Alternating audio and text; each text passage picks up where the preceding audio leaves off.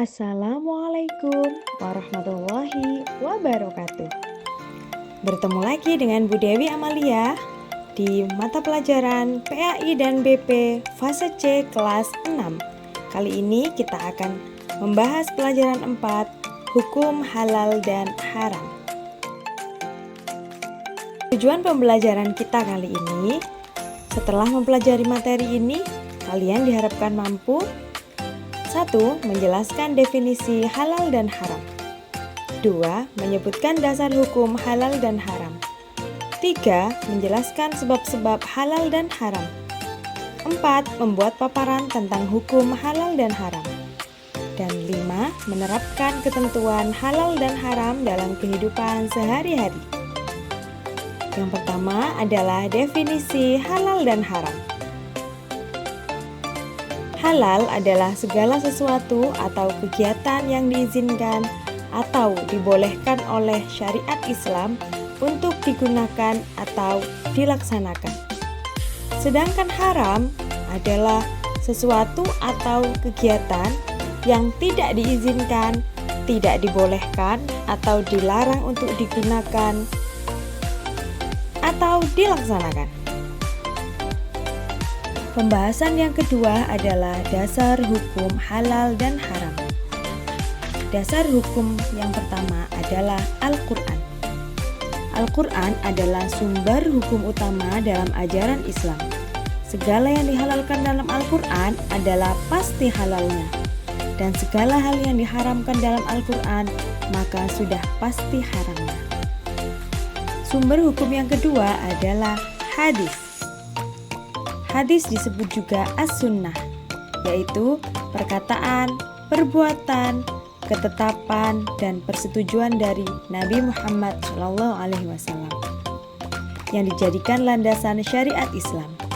Al-hadis atau al-sunnah merupakan sumber hukum kedua setelah kitab suci Al-Quran dalam menetapkan hukum dan peraturan agama, termasuk masalah halal dan haram. Sumber hukum yang ketiga adalah ijtihad. Ijtihad adalah pengerahan segala upaya, pengetahuan, kemampuan, terutama kemampuan daya pikir yang dimiliki para mujtahid untuk menggali dan menemukan hukum-hukum syariat. Nah, anak-anakku, siapakah yang berhak melakukan ijtihad dan memberikan fatwa?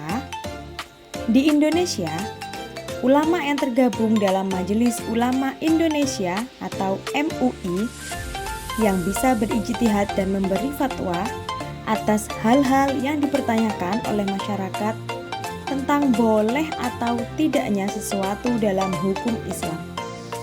Fatwa ulama yang dikeluarkan oleh Komisi Fatwa MUI berkaitan dengan kehalalan makanan, minuman, pakaian, obat, atau bahan-bahan yang akan digunakan oleh umat Islam. Pembahasan yang selanjutnya yaitu sebab-sebab halal dan haram. Sebab yang pertama yaitu zat asal. Allah telah menetapkan segala sesuatu yang haram karena zat asalnya. Sebagaimana Allah mengharamkan bangkai, darah, dan babi yang dijelaskan dalam surat Al-Baqarah ayat 173. Sebab halal dan haram yang kedua yaitu sifat asal. Perbuatan dan sikap yang sifatnya buruk, jahat, judi, atau syirik diharamkan oleh Allah. Semua yang dilakukan bersifat buruk, jahat, judi, atau syirik walaupun dengan niat, cara, dan hasil sebagus apapun tetaplah haram. Sebab yang ketiga adalah proses. Halal atau haramnya sesuatu bisa disebabkan oleh prosesnya.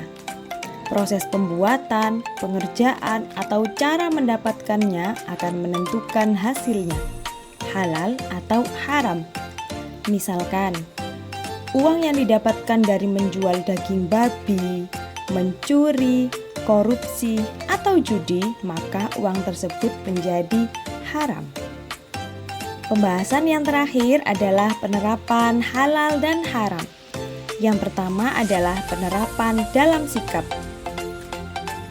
anak muslim hendaknya mengakui dan meyakini bahwa hukum halal dan haram ditetapkan oleh Allah untuk kemaslahatan seluruh makhluk. Misalnya, ketika kalian makan nasi tidak dihabiskan, nasi sisa dibuang ke tempat sampah. Bukankah itu hal yang mubazir? Dan mubazir adalah perbuatan haram.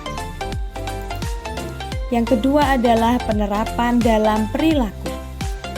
Menerapkan perilaku yang mencerminkan perilaku baik dan menjauhi perilaku yang buruk atau diharamkan dalam kehidupan sehari-hari.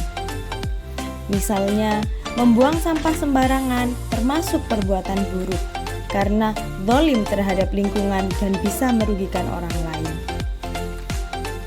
Penerapan yang ketiga yaitu dalam mengkonsumsi.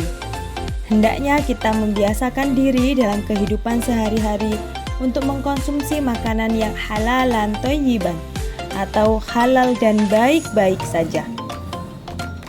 Jika anak-anakku membeli makanan kemasan, bisa diyakinkan dengan cara melihat logo halal yang tertera pada kemasan. Demikian pembahasan mengenai pelajaran 4 makanan halal dan haram. Semoga bermanfaat. Terima kasih. Wassalamualaikum warahmatullahi wabarakatuh.